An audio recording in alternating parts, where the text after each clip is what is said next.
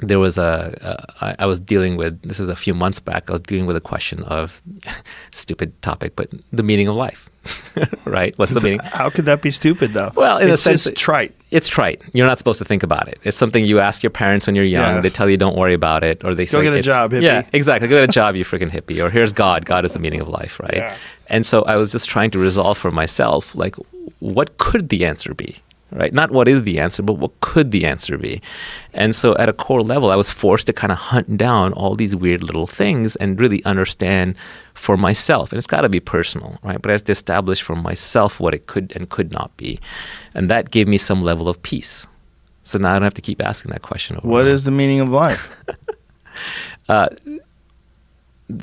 I mean, I think the question is more interesting than the answer. Everyone should explore this on their own. But let me just explore a few parts with you, right? Okay. So first is, if I gave you an answer, if I said the meaning of life is to please God, well, which God? Okay, Judeo-Christian God. Well, okay, why that one? Why this thing? The problem is it's a why question. You can keep asking why forever, right? Any answer I give you, you'll just ask why again, why again, like why a little again. kid. That's right. And you end up in a place called Agrippa's trilemma. Okay, this is a philosophical exercise, but I kind of thought it through, then Googled around, and there's a thing called Agrippa's trilemma. And Agrippa's trilemma says that any questioning like this, the why, will always end in one of three places. Okay, first is infinite regress, right? Why? Because of this. Why that? Why that? And just keep going forever. The second is circular reasoning. Well, A. Why A? Because of B. Well, why B? Because of A. Right? You get trapped in that. Or the third is an axiom. And the most popular axiom is God, but it could be anything because of math, because of science, because of the Big Bang, because of simulation, right? These are all axioms. These are all just stopping points. Saying simulation, we're in a simulation, or saying it's the Big Bang is just another way of saying God. It's just, God's a dirty word, so we don't use it as much anymore, but same thing. So you end up in one of these three dead ends, essentially, right? So there is no answer. The real answer is because. Right? What is the meaning of life? Yeah, Because. you get to make up your own answer is the beauty. If there was a single answer, we would not be free. We would be trapped, because then we would all have to live to that answer. Then we'd be Borg-like robots, each one competing with each other to fulfill that single meaning more than the others.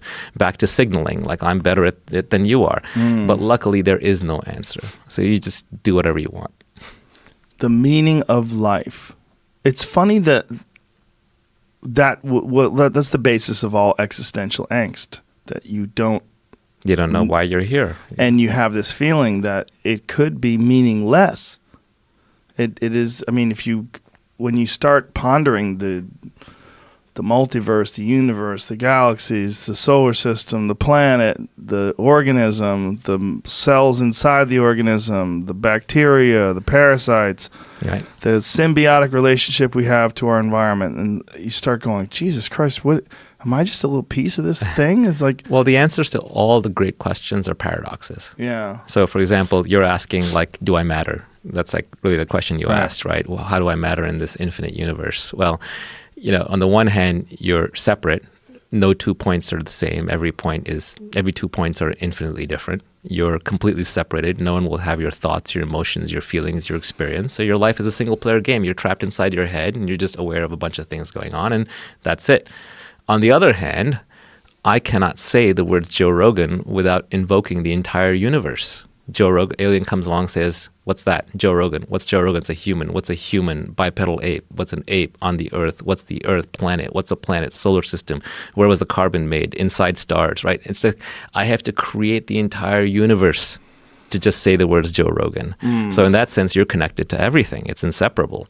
So the answer to that question of do I matter is I am nothing and I am everything. And you'll find this with all the great questions. The answers are all paradoxes, which is why at some level it's sort of pointless to pursue them, to find a trite answer like I'm giving. But the act of pursuing them is actually really useful, because then it gives you certain intrinsic understanding in your life that brings a level of peace.